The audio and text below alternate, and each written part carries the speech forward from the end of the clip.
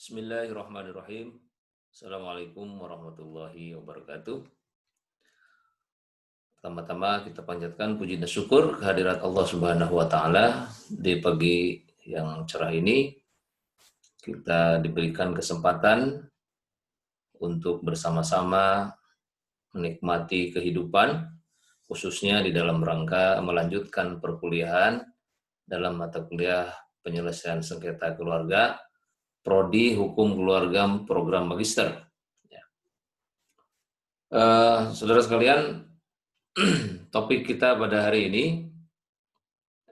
adalah penyelesaian sengketa keluarga dengan mediasi di pengadilan agama. Ya.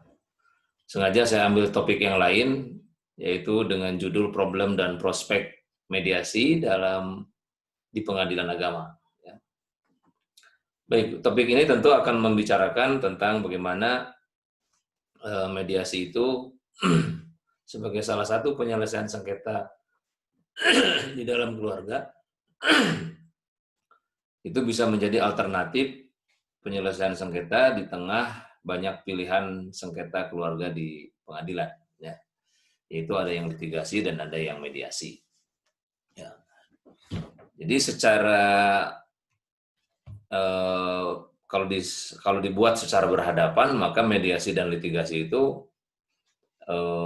dua pola penyelesaian sengketa yang bisa dilakukan, ya, oleh masyarakat, oleh yang bersengketa, baik diselesaikan dengan cara litigasi ataupun dengan mediasi.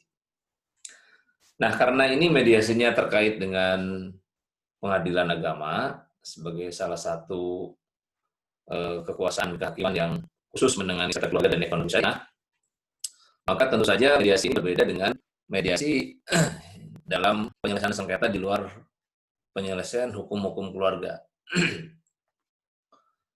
Nah, selama ini kita mengenal ada berbagai lembaga mediasi yang bisa menyelesaikan sengketa. Ada BPSK, Badan Penyelesaian Sengketa Konsumen, di dalamnya juga ada pola mediasinya.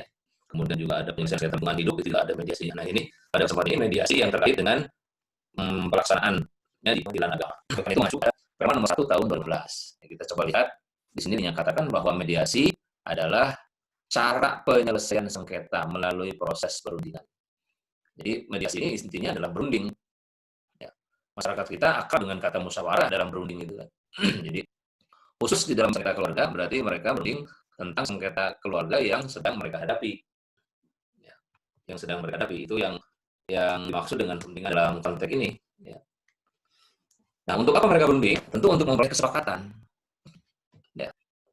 Nah, pertanyaannya, kalau misalnya salah satu pihak tidak sepakat dalam proses perundingan itu, apakah bisa dicapai perundingan itu atau tidak? Nah, tentu jawabannya tidak, karena tidak ada kewenangan untuk memaksa. Mediator tidak punya kewenangan untuk memaksa para pihak agar ikuti keinginan mediator. Ya. Oleh karena itu,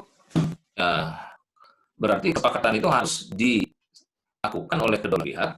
Ya. Jadi dua pihak sepakat dalam penyelesaian sengketa maupun sepakat tidak menyelesaikan sengketa dengan mediasi. Ya, kesepakatannya. Nah, mediator membantu. Di sini bukan memutus mediator itu, tapi membantu proses pemenuhan kesepakatan itu. Ya, proses perundingan untuk memperoleh kesepakatan itu. Nah, ini mediator. Jelas ya posisinya. Jadi posisi mediasi pengadilan agama dalam sengketa keluarga itu bicara tentang berunding. Nah, tentu saja media sertifikat pernah diajari, ya, tentang bagaimana teknik-teknik perundingan yang bisa dilaksanakan pada saat menghadapi sengketa keluarga. Ya. Jadi ada tekniknya. Itu gambaran tentang pengertian mediasi. Jadi tidak ada dalam proses mediasi itu penjelasan tentang kewenangan mediator untuk memutus, ya, tapi hanya membantu jalannya perundingan untuk mencapai kesepakatan. Nah, itu saja. Ya. Nah, apakah mungkin mediator di pengadilan agama diberi kewenangan, ya, untuk sama-sama juga memberikan penetapan mediator, ya. Di penetapan mediator itu kemudian dijadikan dasar oleh para pihak, ya, apabila kesepakatan mediator tidak dilaksanakan, maka perkara diajukan lagi ke pengadilan. Nah, di situ berbagai kemungkinan itu mestinya dibuka. Tapi Perma 1 2016 tidak mengacu sejauh itu. Anda bisa bandingkan nanti kewenangan mediasi di dalam penyelesaian sengketa konsumen. Ya. Anda juga bisa bandingkan kewenangan mediator di dalam sengketa lingkungan hidup. Ya. Jadi, ya pertama karena memang kasusnya relatif sedikit, kan kalau di pengadilan kasusnya lumayan besar ya. Kemarin di berita CNN itu, Pengadilan Agama Semarang kebanjiran perkara. Ya. Perkara yang sangat besar pada masa musim COVID sekarang ini. Ya, meningkat terus. Baik, kemudian yang kedua, kita bicarakan gimana sebetulnya fakta mediasi di pengadilan agama itu. Ya. Pertama, kalau mediasi mau berhasil, itu sangat tergantung dari berat dan ringannya suatu perkara. Di samping perkara juga kesediaan para pihak untuk sama-sama menyelesaikan sengketa melalui mediasi. Jadi terjadi begitu. Rata-rata orang yang datang ke pengadilan, kalau pertanyaan diawali begini ya, Bu, Pak, sebetulnya tekad Ibu untuk berunding dengan mediasi ini untuk menyelesaikan perkara perceraian misalnya, apakah masih bisa ditawar atau tidak bisa ditawar? Pasti mereka akan jawabnya tidak bisa ditawar. Nah, kan ini sesuatu yang sulit kalau kita mau mulai berunding. Kalau syarat mediasi itu terletak pada kesediaan para pihak untuk menyelesaikan sengketa melalui mediasi. Sulit. Nah, makanya mediator tidak pernah menanyakan itu di awal. Ya, nanti kalau sudah alot sekali, berbelit-belit, baru ditanya. Tapi di awal, sesuai prosedur Perma 1 2016, ya ada tahapan-tahapannya. Ya, ada tahapan-tahapan yang mesti diikuti oleh seorang mediator. Ya.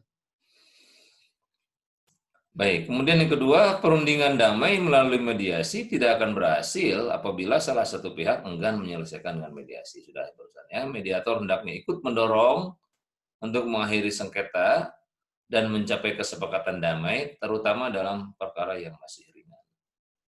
Ya, dalam perkara-perkara yang masih ringan, nanti kita sebut perkara apa saja, itu mediator perlu juga mendorong. Nah, kata mendorong di sini tentu saja sudah keluar dalam pengertian mediasi yang sesungguhnya. Bagi mediator-mediator non pengadilan agama mungkin rada aneh gitu mengatakan kalimat mendorong di sini.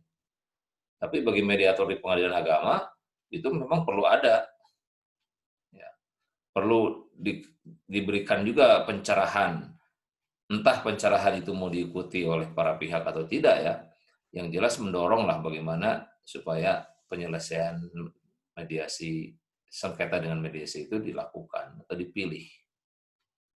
Ya. Secara prinsip yang menyangkut kebendaan itu bisa dilakukan upaya damai. Namun hal itu juga sangat tergantung dari rumit dan tidaknya sengketa kebendaan. Ya. Dan tentu saja kesediaan para pihak memilih mediasi sebagai jalan mencapai kesepakatan. Kalau kita umpamakan begini ya, kalau kita tawar-menawar barang, ya, maka ketika ada penengah, ya, ini misalnya ada orang berselisih soal harga, lalu ada orang penengah, Pak, Bu, sebetulnya ini jual beli mau dilaksanakan apa tidak, ya. Nah itu tentu saja akan mendapat kendala, ya. Nah jadi sengketa kebendaan itu, saudara sekalian, itu memang rata-rata bisa ditempuh dengan cara damai. Ya, tapi itu juga sangat tergantung dari kesediaan para pihak. Nah, kembali ke contoh tadi, kalau ada dua pihak tawar-menawar suatu benda, kemudian dia berselisih, kemudian ada dua pihak penengah, ya mediator atau pihak penengah, lalu dia akan bertanya, Bu, sebetulnya atau Pak, bersedia nggak sebetulnya membeli barang ini? Misalnya membeli kepada si pembeli. Enggak, saya nggak bersedia. Nah, kan kalau sudah salah satu pihak mengatakan nggak bersedia membeli, ya untuk apa kita berunding supaya mempersoalkan harga yang pantas untuk barang itu. Kira-kira gitu ya. Tapi kalau ada pendapat silahkan. Dari Anda seperti apa gambaran untuk mendamaikan para pihak itu. Ya. Kemudian yang kedua, mediator bukan hanya terampil memfasilitasi para pihak mencapai kesepakatan, tapi juga mediator memiliki ketajaman bicara yang mampu menggugah para pihak bersedia mencapai kesepakatan dalam mediasi itu. Nah ini kalau dipraktekkan sih tergantung juga ya. Ada kalanya berhasil, ada kalanya tidak nih. Menggugah gitu para pihak. Ya. Tapi mayoritas sih sulit ya. Mayoritas sulit untuk dirukunkan. Ya. Nah sekarang pertanyaannya begini, mediasi yang berhasil itu seperti apa sebetulnya? Ya, mediasi yang berhasil, ukuran berhasil mediasi itu apa? Nah ini memang rumusan mediasi berhasil ini, menurut saya sejauh yang saya amati itu belum ada kesepakatan. Apakah mediasi itu berhasil dalam pra-mediasi, dua-duanya mau mediasi, atau dalam proses, dua-duanya berargumen ingin tawar-menawar dalam proses mediasi, entah itu dalam sengketa perceraian, harta bersama, ekonomi syariah, ya, pengasuhan anak, waris, misalnya. Ada proses tawar-menawar, tapi tidak ada kesepakatan dalam tawar-menawar itu. Nah, itu juga berhasil, berarti ada proses dialog, berunding kan gitu. Ya, berunding. Jadi nawar terhadap masalahnya. Itu juga berhasil. Ada yang dimaksud berhasil itu dalam akhirnya keputusan hasil mediasi itu. Nah, makna dari keberhasilan mediasi di proses akhir, nah itu artinya begini. Kalau mediasi itu disepakati di akhir, ya tergantung kesepakatannya. Ya, ya kalau hitam putih sih begini, mereka kembali dalam perkawinan karena mereka semula berada dalam perkawinan, ya, atau mereka menerima hasil keputusan mediasi yang hasilnya sudah dirundingkan itu juga disebut berhasil. Artinya tidak ada pilihan upaya lain lah selain mediasi, itu berhasil mediasi. Kalau menurut saya begitu. Sekarang kalau misalnya mediasi kemudian salah satu pihak gagal untuk berunding, sudah ada tawar-menawar berunding dan sebagainya, tapi hasil perundingan itu tidak disepakati dan dia melanjutkan ke pengadilan, apakah itu disebut gagal? Ya, dalam perspektif ini, dalam perspektif mediasi berhasil di proses akhir, ya gagal karena mediasi, karena para pihak mencari jalan lain untuk menyelesaikan perkaranya di luar mediasi. Bukan pada aspek maslahat dari perkara itu ya. Bukan. Contoh begini, memang dalam hubungan yang tidak sehat dalam perkawinan itu, atau dalam hubungan apa saja ya, soal sengketa itu memang harus dicarikan jalan yang lain. Ya. Nah itu prinsip, tapi dalam prinsip mediasi, hal itu sebetulnya dikecualikan. Karena yang dimaksud dengan berhasil di sini adalah berhasil para pihak tidak memiliki pilihan penyelesaian lain kecuali dengan mediasi. Ya. Nah, itu mungkin pengertian keberhasilan. Silakan didiskusikan lah. Makna keberhasilan dalam mediasi itu di mana ya, pemaknaannya. Kemudian kendala mediasi. Pertama dari faktor perkara nih. Berat dan ringan perkara itu mempengaruhi keberhasilan mediasi. Ya, jadi berat dan ringan itu berpengaruh terhadap mediasi. Kalau perkara berat seperti berzina, KDRT, murtad, itu peluang mediasi tertutup tuh untuk berhasil. Ya. Apakah tertutup itu sama sekali? Tentu tidak, karena saya juga pernah menangani yang berzina tapi mereka baik-baik lagi gitu. Ada. Ya. Lalu tidak mutlak ya, sebetulnya tidak mutlak. Tapi melihat berbagai pengalaman di lapangan memang sulit untuk menyepakati keputusan-keputusan hasil mediasi. Ya. Yang kedua perkara sedang, misalnya gangguan ekonomi. Nah, gangguan ekonominya sebetulnya masih bisa dirundingkan lah. Perselisihan akibat dari masing-masing pasangan, ada pihak ketiga, ya. Ini peluang mediasi sangat mungkin terjadi dengan komposisi 70% gagal, 30% berhasil. Atau bisa juga sebaliknya. Tapi saya melihat di lapangan 70% yang gagal. Ya. Yang ketiga dalam perkara ringan seperti intervensi orang tua, perselisihan suami istri, kadarnya, namun kadarnya merupakan perselisihan yang wajar, ya, belum bertekad untuk bercerai, nah ini perkara ringan nih. Maka peluang mediasi 70% berhasil dan 30% kemungkinan gagal. Masih ada gagalnya, cuma potensi berhasilnya tinggi. Gitu. Jadi tidak berarti dalam perkara yang ringan pasti berhasil, tidak kalau di mediasi hukum keluarga ya. Sepertinya ini ringan sekali nih. Saya memediasi misalnya dua pihak, perkawinannya baru 1 tahun. Mereka dua-duanya berlatar belakang pendidikan hukum, magister lagi. Magister. Ya, mendiskusikan persoalan nafkah. Ya, persoalan nafkah. Jadi nafkah yang diminta itu tidak sesuai dengan harapan istrinya. Padahal dia memberi tapi nggak menerima, nggak cukup. Ya. Sudah dikompromikan dengan cara pandangan karena mereka orang terpelajar. Ya. Jadi diberikan wawasan tentang bagaimana sebetulnya visi membangun keluarga. Ya, karena berkeluarga itu ada prosesnya. Ini baru juga 1 tahun. Tiba-tiba meminta sesuatu yang lebih, mungkin juga ada waktu kan ya, ada prosesnya. Tapi tetap karena itu sebenarnya perkara ringan sebenarnya. Ya. Jadi dia memberi nafkah, ya, meskipun kategori nafkah sebetulnya kategori perkara sedang ya. Tapi konfliknya ringan sebetulnya gitu. Kan nafkahnya bukan 0, dia masih nafkah tapi ya nafkah UMR lah. Menurut saya itu nafkah UMR cukup sebenarnya, tapi bagi dia nggak cukup dan ini menimbulkan masalah bagi si perempuan itu. Oke ya, itu tuh gambarannya. Kemudian faktor lain juga para pihak.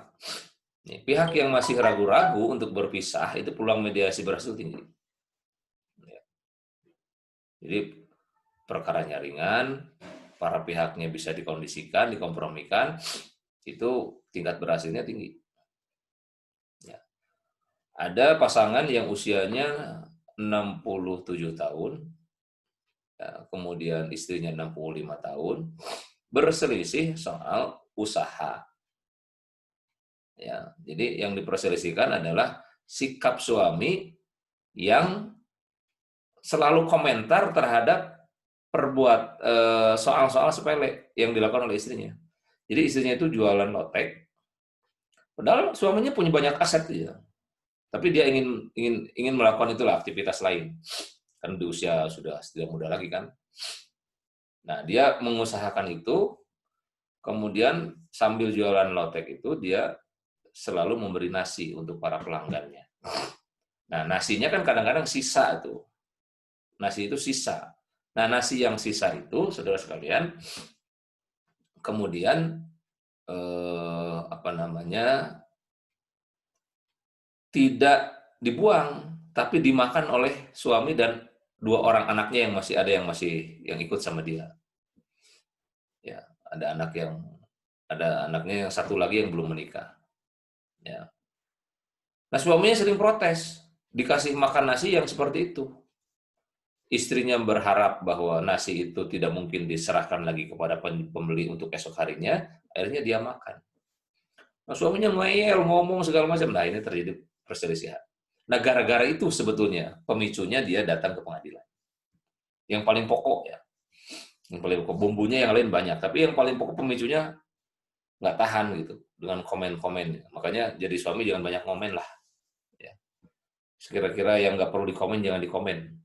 Apalagi semakin usia perkawinan itu semakin tua, itu masing-masing orang semakin sensitif. Ya. Semakin sensitif. Oleh karena itu jangan mengomentari sesuatu hal yang nggak perlu dalam komunikasi suami istri. Ya. Kemudian kedua belah pihak, salah satu pihak tidak menyepakati perkawinan dipertahankan, sulit sekali mediasi dipertahankan kalau begini. Atau kedua belah pihak tidak menyepakati mempertahankan perkawinan, maka mediasi tidak berhasil. Demikian pula pola yang sama dalam perkara-perkara lain seperti di luar perceraian, seperti waris dan ekonomi syariah, itu juga memiliki 3 kemungkinan, yakni keduanya menyepakati putusan mediasi, salah satu pihak tidak sepakat di mediasi, dan kedua belah pihak tidak menyepakati ke persidangan. Ya, tidak menyepakati, akhirnya ke persidangan gitu maksudnya ya. Baik, ini teknik mediasi dalam sengketa perkawinan di pengadilan. Ya, intinya sama dengan menulis tesis lah. Masalahnya apa, kemudian dibahas, kemudian diulas, kemudian solusi. Ya, solusinya seperti apa? Nanti dirumuskan, tanya, ini masalahnya apa? Satu, kurang nafkah. So, kurang nafkah tuh gimana? Kan kalau kita tawar-menawar ya, dan yang diajak bicara fokus terhadap masalahnya, kan tentu bisa. Ya. Jadi, misalnya kurang nafkah nih, bukan nol tidak nafkah sama sekali. Rata-rata sebetulnya dia memberi nafkah tapi nggak cukup. Ya.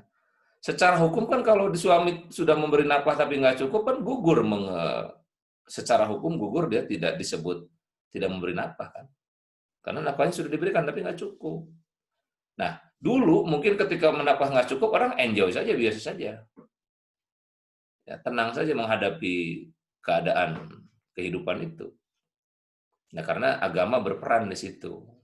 Ya, ya sabarlah, ya puasalah, ya gimana. Banyak sebetulnya yang bisa dilakukan oleh orang, oleh keluarga ketika dia menghadapi kesulitan ekonomi kan. Nah, ini kan banyak orang nggak sabar. Akhirnya gara-gara kurang nafkah, kemudian persoalannya kemudian menjadi ingin berpisah. Nah, kan rumusnya kan jadi aneh gitu. Orang bersengketa soal kurang nafkah ya, tapi akhirnya dia minta cerai. Makanya nanti dalam posita itu di surat gugatan harus menunjukkan bukan memang kurang nafkah, tapi kurang nafkah yang berakibat kepada perselisihan. Ya. Nah, ini kan secara teorinya begini, kalau orang kurang nafkah, berarti kan ngobrol nih, saya kurang nafkah, sebenarnya gimana caranya? Ya, kan si pihak yang menuntut, misalnya istri yang menerima, kan sama-sama dua-duanya kan kurang sebenarnya. Suaminya juga perlu, tapi kurang, istrinya juga perlu, tapi kurang. Kan banyak banyak yang bisa diselesaikan. Misalnya, apakah kita menyadari bahwa ini sudah diupayakan kemudian tidak berhasil, itu salah satu upaya juga kan. Jadi sudah berupaya nyari pekerjaan sana sini, pekerjaan sana sini, tapi memang hasilnya seperti itu, ya udah mentok, dan mereka menyadari itu sebagai bagian yang harus diterima, ya itu kan penyelesaian juga, ya.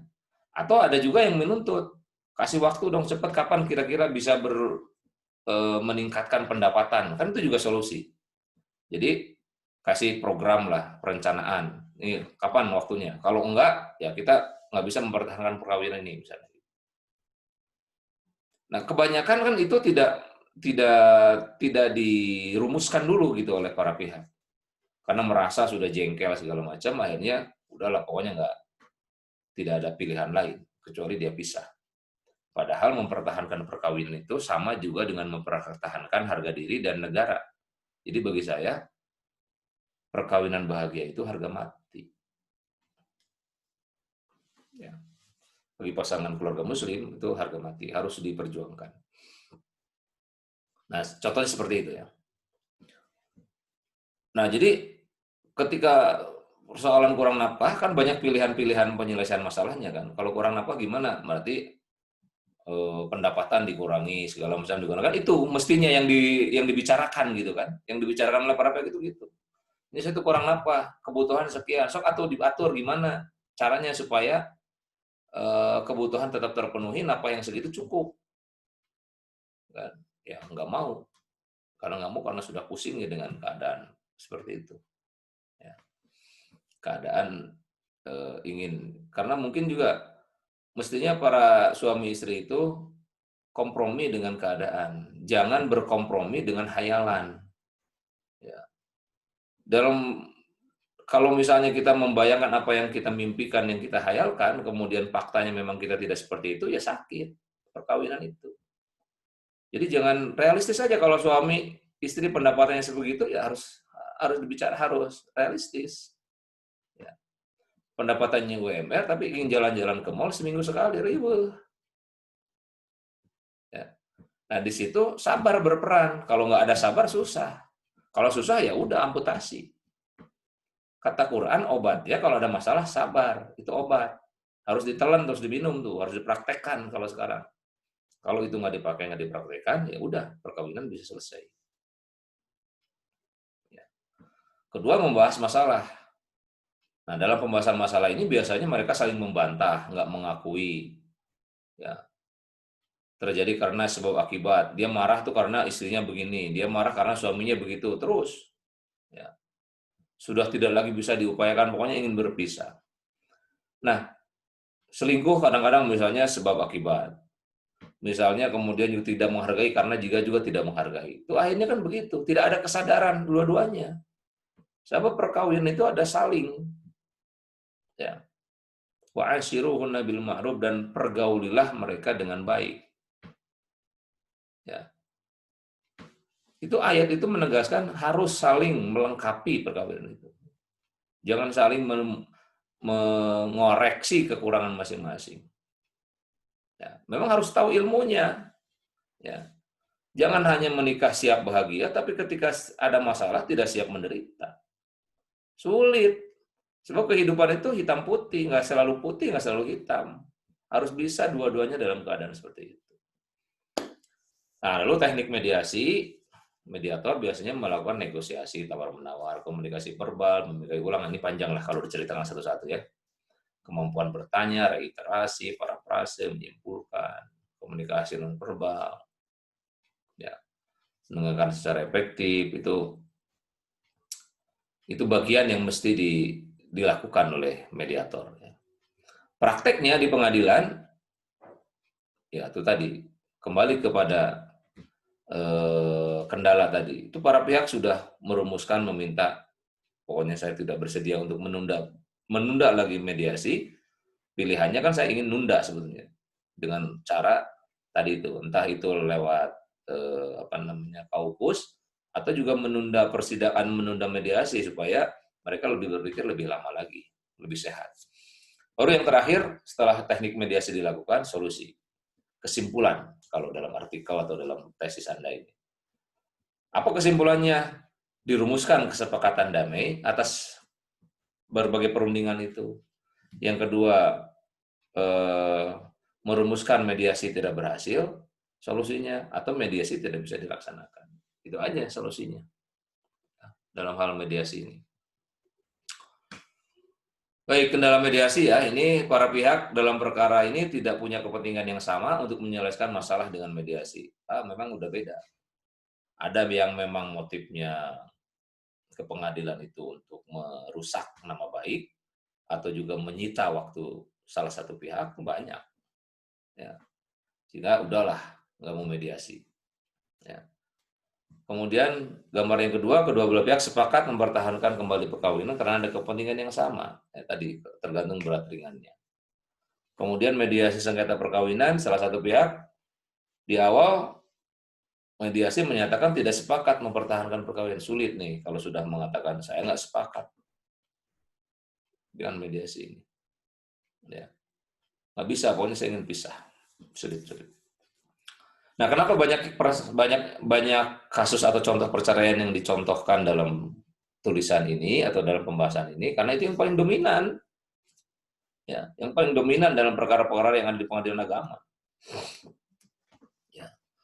Kedua belah pihak tidak sepakat mempertahankan perkawinan. Ya. Kalau sudah sepakat dua-duanya, mestinya kan nggak hadir. Ya datang dua-duanya ke pengadilan. Dengan maksud yang satu itu ingin ngoreksi. Ya, keberatan atas apa yang dituntut dalam gugatan. Itu keberatan. Padahal mereka sudah nggak mau. Tapi tetap ya datang ke pengadilan karena keberatan dengan dalil-dalil itu. Ya mungkin juga ada maksud-maksud tertentu, ingin mempersulit lah, apalah, segala macam. Ya. Ini dukungan dalam keberhasilan mediasi sengketa, misalnya kesepakatan damai didasari oleh itikat baik para pihak. Nah, ini kalau sudah ada itikat baik enak nih. Nah, contohnya ini. Ya. Jadi mereka ketemu salaman kembali. Ya. Kemudian kesepakatan damai atas dorongan mediator memberi cara pandang konflik. Ya, nanti ada nasihat-nasihat lah perkawinan bagaimana dalam hal mediasi soal anak misalnya. Menurut cara pandang bagaimana anak itu harus diperhatikan sebagai tanggung jawab orang tua. Itu kadang-kadang ada yang tergugah dengan itu. Kemudian mediasi sengketa perkawinan yang lainnya adalah perkara ringan mendorong para pihak untuk kembali mempertahankan perkawinan. Oke, udah tadi ya. Ketika harta bersama, kedua pihak rata-rata menyepakati pembagian harta bersama dan seringkali dikaitkan dengan kepentingan anak. Banyak yang begini. Udahlah, untuk kepentingan anak, rumah nggak akan dibagikan, silakan aja untuk anak. Jadi suaminya nggak ngambil bagian dari harta itu. Ya, dia beli lagi mungkin ya. Itu banyak yang begitu dalam proses mediasi. Nah, ini bagian yang perlu diperhatikan, ya, diperhatikan oleh. Nah, kalimat-kalimat ini sering disampaikan, terutama bagi mereka yang sadar untuk memperbaiki kualitas hubungan mereka dalam perkawinan. Ya. Jadi, menurut saya hubungan perkawinan itu seperti merawat tanaman, perlu disiram, dipupuk, diperhatikan, ya, tanaman itu. Kedua-duanya itu harus saling memperhatikan, ya. Untuk mewujudkan perkawinan yang tangguh, nah, maka sering-seringlah melakukan perawatan terhadap hakikat makna perkawinan agar terlihat glowing, saudara sekalian. Jangan biarkan masalah demi masalah yang dihadapi tidak terpecahkan oleh pasangan. Jadi kalau ada masalah, selesaikan. Kalau masalah, selesaikan. Masalah itu kayak penyakit lah. Jadi kalau Anda pusing sedikit, obati buru-buru. Ya, sakit sedikit, obati. Selesai itu penyakit. Jangan ditumpuk. Oleh karena itu, merawat perkawinan mesti dimulai dari hulu ke hilir. Karena kalau sudah ditumpuk, repot. Orang yang datang ke pengadilan itu mereka nggak menuntaskan persoalannya satu-satu. Oke ya. Kemudian kekokohan perkawinan bukan terletak seberapa besar cinta masing-masing pasangan, kok ini pangan tulisannya. Harta yang dimiliki masing-masing dan tingkat pendidikan serta status sosial masing-masing, tapi terletak pada kekokohan dan keterampilan menyelesaikan konflik. Ya, ini mesti diingat. Jadi kalau ada masalah, ayo beresin bareng-bareng. Ya, oleh karena itu suamimu bukan malaikat yang tidak bisa salah. Pasti ada kesalahan, ya. Dan istrimu juga bukan bidadari yang selalu sempurna. Oleh karena itu harus saling maklum di sini nih. Ya. Jangan menuntut, sebab cinta itu memberi, bukan menuntut. Yang dituntut itu ilmu. Ya. Kemudian syarat menikah bahagia ialah dasarnya iman. Sisanya saling percaya antara suami dan istri. Ya. Nikah yang sukses dilakukan dengan mencintai seorang dalam waktu yang lama. Ya. Nah, supaya tidak terjadi gangguan pihak ketiga. Setelah menjadi istri, maka wanita itulah milik suaminya yang terakhir. Nah, ini banyak sekali ditemukan, ya, ketidaksetiaan terhadap pasangan itu menjadi pemicu dari perselisihan mereka. Salahnya sendiri membuat gara-gara dalam perkawinan. Ya, mestinya harus disadari itu. Itu menjadi masalah besar itu dalam perkawinan. Ya. Kemudian pada saat terjadi konflik, kalau ada masalah dalam perkawinan, selesaikanlah masalahnya. Jangan mengakhiri hubungan perkawinan. Seperti tadi, kurang nafkah kan bisa diselesaikan. Jangan jujuk putus perkawinan. Ya. Kemudian kalau marah dengan suami atau istri, jangan pernah katakan untuk mengatai dengan kata-kata yang kasar, dengan membenci misalnya, dengan kata-kata yang nggak enak didengar. Bahkan suami nggak boleh mengatakan talak di situ. Sebab itu akan menimbulkan penyesalan. Dan berkepanjangan itu nantinya. Akan diulang-ulang. Nah, jadi tenanglah menghadapi masalah itu. Ya. Lihatlah kalau anak kecil berantem sedikit, akur deui gitu tah. Itu kan lepas gitu, tidak terbebani. Katakan sejujurnya apa yang Anda pikirkan dan rasakan itu setiap hari kepada pasangan kita. Ya, sebab dia bukan orang yang terampil membaca pikiran kita. Ya, itu yang diharapkan oleh kita ya. Oleh itu harus dikatakan. Nah, melakukan kompromi itu mesti dilakukan. Mengalah lah ya. Lamun teu daek ngelehan wae, kasih tahu sekali-kali lu mengalah. Ya itu harus diimbangi, itu harus iramanya harus begitu. Ya.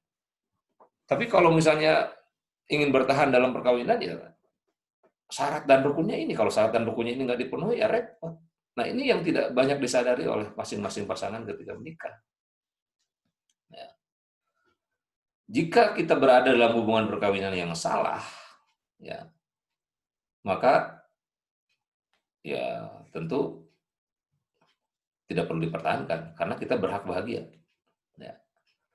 Hentikanlah jika hubungan itu tidak bisa lagi diperjuangkan. Udah diingatkan supaya tidak berselingkuh, tetap begitu lagi. Sudah diingatkan gitu lagi. Macam-macam, unik sekali ya kehidupan keluarga itu. Unik. Ya. Ada seorang pensiunan TNI, pensiunan lah ya, usianya 75 tahun, istrinya 67 tahun.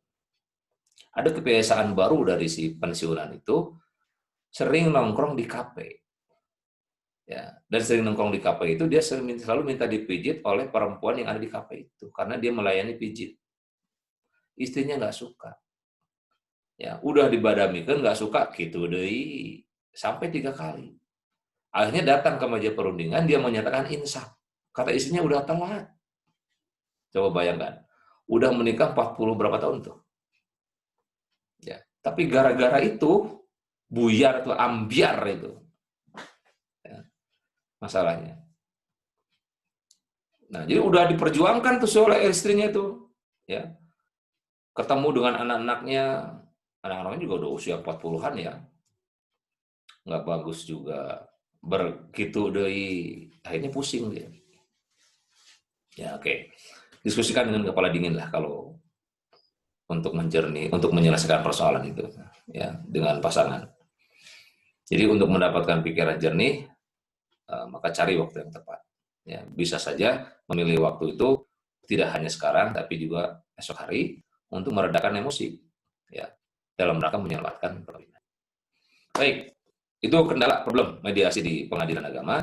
Ya, sekarang prospeknya ini kekuatan dari mediasi dalam firman. Kelemahannya sering pihak tergesa-gesa, mediator hanya kesulitan mencari celah. Kesempatannya tersedia ruang mediasi yang memadai lah ya. Kemudian ancamannya ini pihak tergesa-gesa tadi menyelesaikan konflik dalam perkara ringan untuk diselesaikan secara litigasi ini ngancam sekali terhadap mediasi itu. Nggak bisa sekali mediasi itu dengan cara seperti itu. Kemudian prospek mediasi di pengadilan itu berhasil mediasi ya, meskipun jumlahnya tidak signifikan. Berhasil mediasi mesti ditopang dengan edukasi perkawinan dalam keluarga sejak dini. Ya, dilatih tuh si keluarga itu, anak-anak tuh dilatih disiapkan supaya kalau ada masalah ngelehan gitu. Itu kan baru bisa mediasi itu bisa menjadi budaya baru dalam kehidupan berkeluarga.